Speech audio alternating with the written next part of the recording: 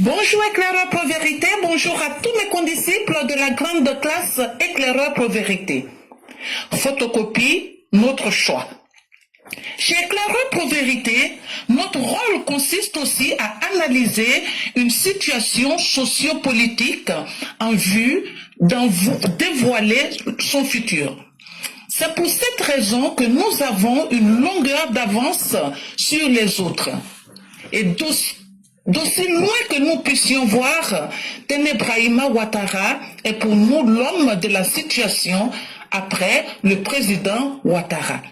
Si le président Ouattara a su mettre l'opposition en PLS, entendez là en position latérale de sécurité, avec sa politique exceptionnelle, TBO est celui qui pourra imposer les valeurs telles que le respect, le civisme, le goût du travail, mais aussi renforcer la sécurité à nos frontières.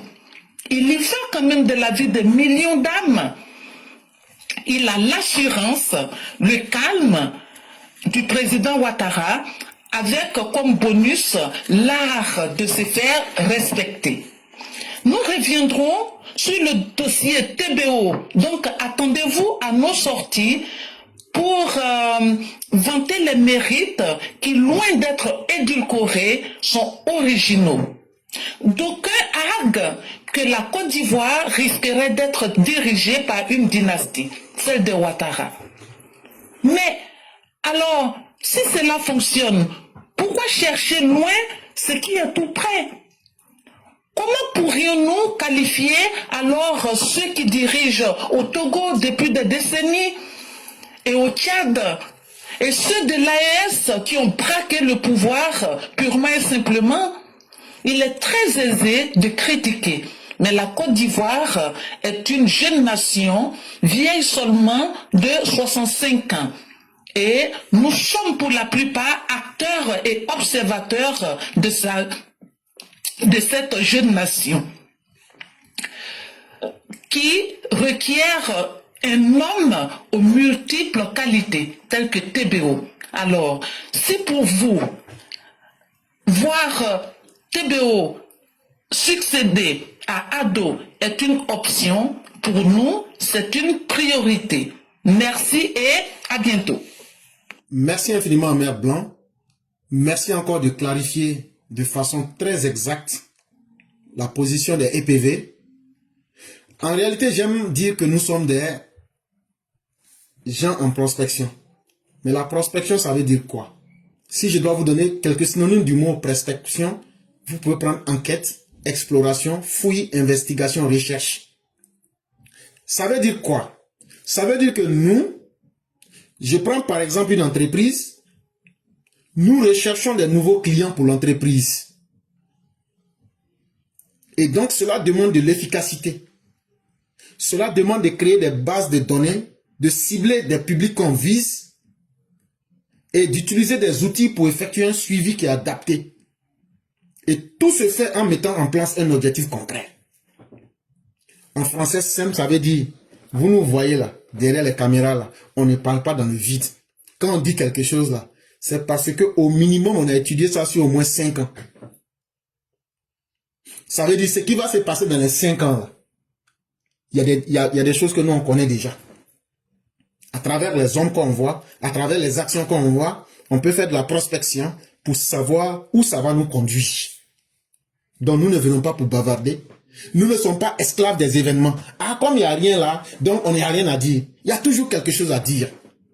Et aujourd'hui, quand nous faisons de la prospection, quand nous faisons de l'investigation, quand nous faisons de l'exploration, quand nous faisons des enquêtes, quand nous faisons des recherches, l'un des hommes les plus efficaces qui pourrait combler le vide, l'homme d'Alassane Ouattara, c'est tout naturellement le ministre Tenebrahima Ouattara.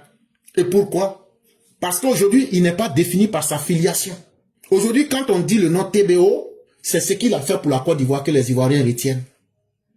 Alors que s'il était quelqu'un qui ne savait pas s'affranchir, il aurait dit, comme je suis le petit frère du président. Mais aujourd'hui, combien d'Ivoiriens même regardent cela dans leur tête? Quand on dit TBO, on dit, ah, il nous a sauvés. Non, lui, c'est un garçon. Lui, s'amuse pas. Lui, n'est pas dans connerie. Hein. C'est de cela que nous avons besoin. Nous voulons un homme original. Un homme qui ne s'identifie à personne. C'est comme ça que nous, les militants du RD, on a choisi Alassane Ouattara.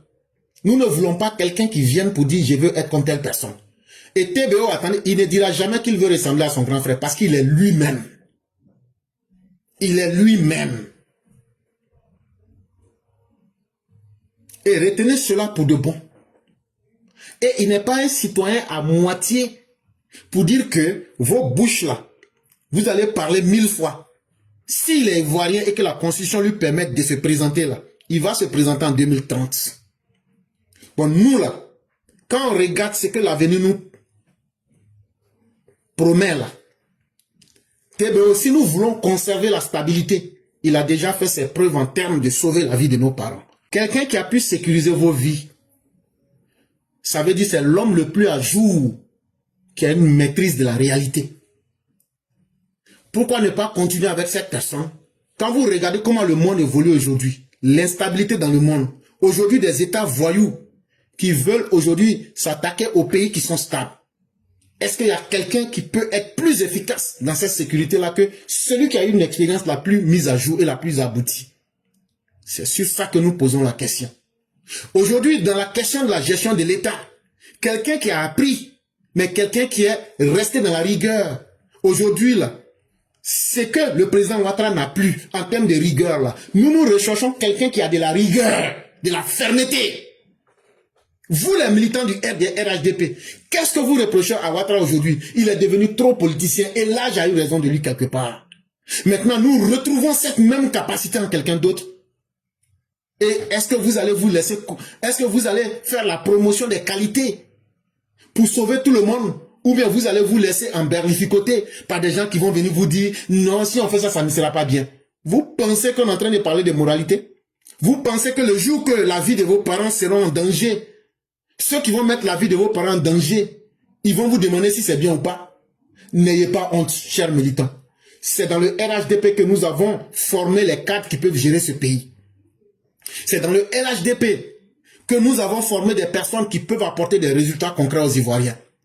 Et pour nous, la classe EPV, le ministre d'État, ministre, vice-premier ministre, Téné Braima Ouattara, ministre de la Défense, il est l'homme le plus abouti. Qu'il soit le frère, le cousin du président, nous, ça ne nous fait ni chaud ni froid. S'il ne valait rien, on allait lui dire ça. Mais c'est parce qu'il vaut quelque chose. Mais ce qui fait la différence dans la classe éclaireur pro-vérité, c'est que nous sommes honnêtes et francs dans ce que nous disons. Et nous le disons pour que vous qui êtes nos parents, vous puissiez déjà vous habituer pour ne pas que le désespoir vienne prendre la place. Parce qu'il y avait beaucoup qui disent, mais l'après Ouattara, ça va être comment? Bon, c'est l'après Ouattara, nous on est en train de préparer. Ce qui fait peur à tout le monde là, nous on va préparer ça maintenant. Et donc, ceux qui pensent que ce que nous disons tient, tant mieux. Ceux aussi qui pensent que ce que nous disons ne tient pas, nous vous invitons sagement au débat et on va s'expliquer mieux. Et vous allez nous présenter vos alternatives. Mais se cacher derrière les manteaux. Et puis à la dernière minute, on va avoir un capharnaüm où il y a 6 personnes qui veulent, pour créer le RHDP, on va créer une bombe à retardement. Nous, là, notre posture maintenant, là, c'est pour éviter une bombe à retardement. La posture que nous adoptons, c'est une posture d'anticipation pour éviter qu'il y ait des bombes à retardement. Et donc, vous voyez combien de fois nous sommes dans les stratégies d'anticipation. Et donc, chers tous, en tout cas, TBO, il est notre candidat en 2030. Les opposants ivoiriens sont vraiment nuls et décevants. Ça veut dire vraiment, les opposants ivoiriens les gâtent leur nom. Ils valent rien, mais ils font honte. Et pourquoi ils font honte? Écoutez ça d'abord. La grande nouveauté dans la configuration de ce gouvernement, c'est évidemment la création du poste de vice-premier ministre tenu par Téné Braima Ouattara, vice-premier ministre, ministre de la Défense. Analyse, commentaire, messieurs. Yacouba Doumbia? Si je dois analyser ce poste de premier vice-ministre, je dirais que c'est une ancienne nouveauté parce que c'est pas la première fois qu'on a un poste de vice-premier ministre en Côte d'Ivoire. Je crois qu'en 1959, on a eu un poste de vice-premier ministre. Il y avait le premier ministre, bien sûr, et puis il y avait le vice-premier ministre. Donc le retour de ce poste-là, à mon sens, c'est pas quelque chose qui est inédit, c'est pas quelque chose qui est surprenant. La deuxième chose, c'est de l'analyser même dans la forme, parce que il y a eu pas mal de polémiques. Les gens ont essayé d'assimiler la création de ce poste-là à une sorte de substitution au Premier ministre Robert Begré-Mambé, mais c'est de leur dire que il y a eu 2 décrets. Donc il y a eu d'abord le décret qui nomme le Premier ministre. Ensuite, il y a eu le décret qui nomme les membres du gouvernement. Donc c'est 2 décrets totalement différents. Et le décret qui nomme les membres du gouvernement, c'est dans ce décret-là qu'il y a le vice-premier ministre, qui est un membre du gouvernement à part entière. La différence, c'est qu'il est un cran au-dessus des ministres d'État, mais il est membre du gouvernement. Donc c'est ce qu'on peut dire pour le moment en ce qui concerne la forme, relativement à la création du poste de vice-premier ministre. Peut-être que dans le fond, plus tard, on pourra y revenir.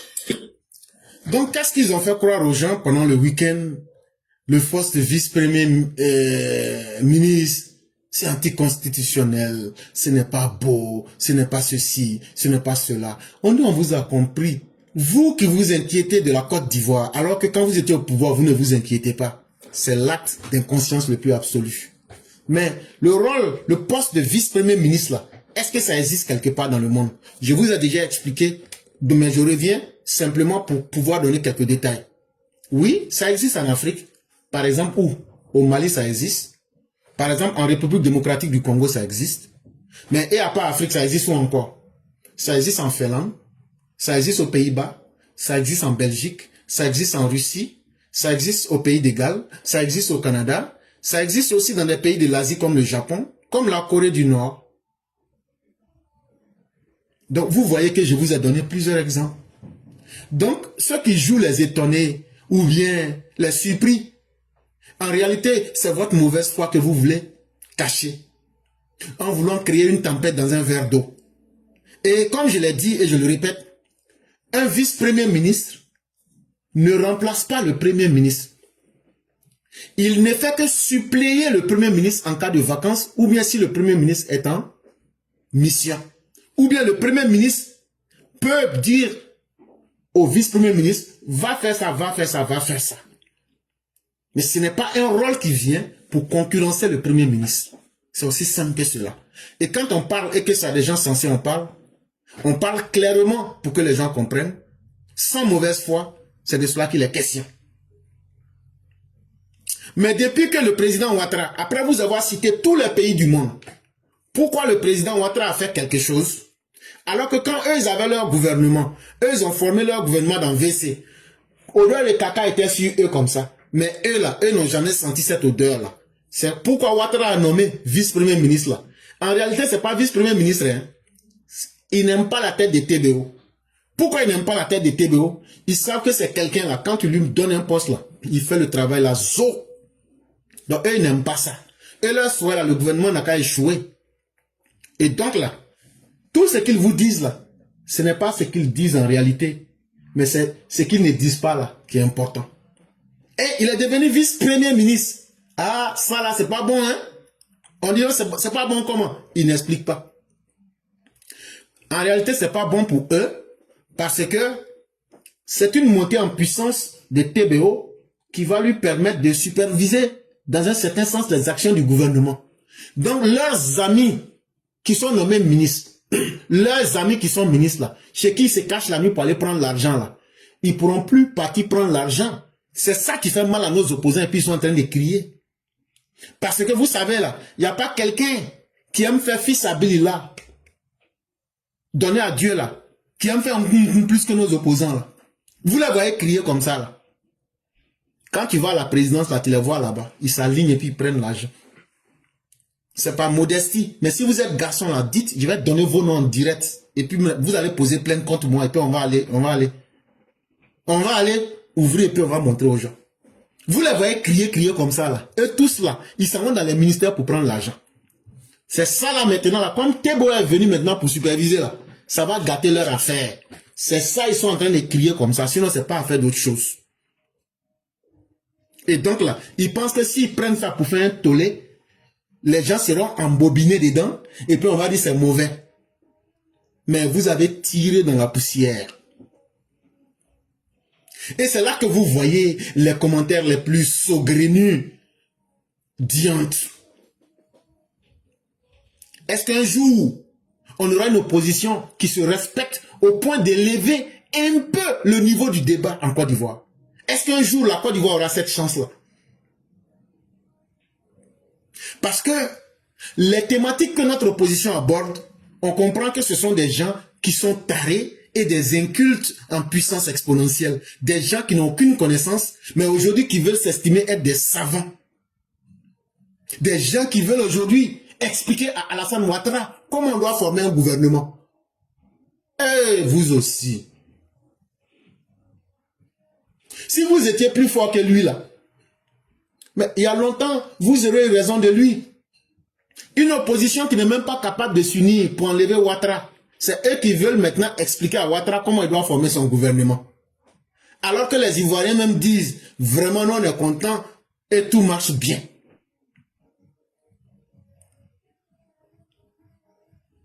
Bon, comme vous voulez encore discuter là, la fonction de ministre d'État là, allez prendre la constitution ivoirienne et puis montrez-nous où c'est écrit qu'on peut nommer quelqu'un à la fonction de ministre d'État.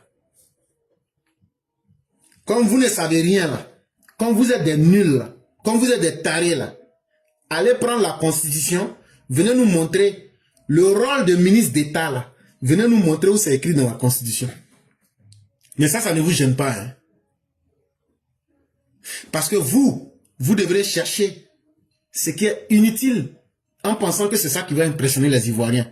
Mais là encore, vous avez fait fausse route. Parce que des gens comme nous, on sera assis au bord de la route pour dire aux gens, ils mentent. Eux, ils ont formé leur gouvernement dans WC. Il y a la mouche verte sur son dos. Les mouches qui pondent les œufs, là. Il y a ça sur lui. Tu sens pas odeur de WC. C'est eux. Et puis, Valérie en plus. Quelqu'un comme ça, là, il y a odeur de caca sur toi. C'est toi qui vas venir dire à quelqu'un comment lui doit former son gouvernement. Alors que toi-même, tu n'avais pas eu cette intelligence quand tu étais au pouvoir. Et puis c'est toi, on va suivre. Non, votre force gentillesse, là, gardez ça pour vous. Votre force indignation, là, c'est pour vous, on s'en fout de ça. Pourquoi vous acceptez les rôles de ministre d'État? Pourquoi vous n'en faites pas des débats? Chers opposants, réveillez-vous. Vous gâtez vos noms, vous vous dévalorisez et vous montrez au monde entier que vraiment vous faites la honte des Ivoiriens. Chers messieurs les opposants, essayez d'évoluer un peu. Je suis sûr que le président Ouattara, là, il a au moins 30 ans d'avance sur vous. Ça, je suis d'accord. Je suis sûr que l'homme Ouattara, là, à travers lui, vous voyez toute votre nullité légendaire. Je suis encore sûr de cela. Et c'est ce qui fait que tellement vous êtes perdus là, vous ne connaissez rien là, vous faites honte aux Ivoiriens là. C'est ça qui fait que maintenant là, même quand vous parlez, les Ivoiriens même ne vous écoutent pas. Bon, les petits que vous envoyez sur TikTok là, ils viennent crier, mais quand on leur donne les arguments, ils fuient. Aujourd'hui, bon nombre d'Ivoiriens vous ont tourné le dos. Et tout le monde est en train de venir dans RHDP. Parce que c'est là-bas on retrouve les Ivoiriens lucides. Les Ivoiriens qui savent où vont, les Ivoiriens qui ont la tête, les Ivoiriens qui ne souffrent pas de coco mental là, eux tous sont dans le RDR, RHDP. Et c'est aujourd'hui au RHDP que le vrai PDCI de Félix Houphouët-Boigny se retrouve. Maintenant, le matriarcat, eux sont à côté. Maintenant, il y a le PDCI de Rosalie, il y a le PDCI de Billon, il y a le PDCI de Kakou Gikalué, il y a le PDCI des Trois Mousquetaires. Et il y a le PDCI maintenant, il y a un autre groupe encore, eux avaient écrit lettre encore. Et puis il y a le PDCI du Sénégal, de Dagana à côté encore. Sur le vrai PDCI d'Oufoué là, eux-mêmes ils sont déjà au RDR, RHDP. Le PDCI de Chakadjan là, Chakadjan le fuyard. Ça c'est le PDCI qui a été infiltré par les gens de Laurent Gbagbo. Si vous ne savez pas, je vais vous dire ça. Est-ce que vous n'avez pas remarqué, ce sont les anciens Gor frustrés. Ils sont devenus subitement des tiamistes. En réalité, ce que les gens ne veulent pas vous dire là, Laurent Gbagbo, pour avoir raison de vous, pour savoir ce que vous faites, vous aviez fait dans vos partis là, pour avoir une longueur d'avance sur vous là, et vous avez fait infiltrer. Comme on était en élection, on ne peut pas vous dire ça. Mais Laurent Gbagbo, vous avez infiltré. Et donc là, c'est pas seulement sur les réseaux sociaux. Tout ce que vous aviez fait là, les gens lui rapportaient. Et il adaptait toujours son plan parce qu'il voulait utiliser le PDCI pour avoir des députés. La seule chose qui l'a désorienté, c'est quand Chakadjan a dit qu'ils vont le truc là. C'est ça qui l'a énervé. Mais le PDCI de Chakadjan, le PDCI des fuyards était infiltré jusqu'à la moelle épinière. Moelle épinière.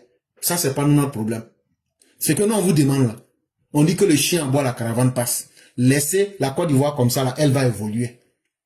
Laissez le président Ouattara construire notre grande Côte d'Ivoire. Laissez le président Ouattara nous offrir une Côte d'Ivoire prospère, solidaire, sécurisée et moderne. Vos bavardages là, allez bavarder ailleurs. Ça ne nous intéresse pas. Vous avez le droit de rester dans le passé. C'est votre droit le plus absolu.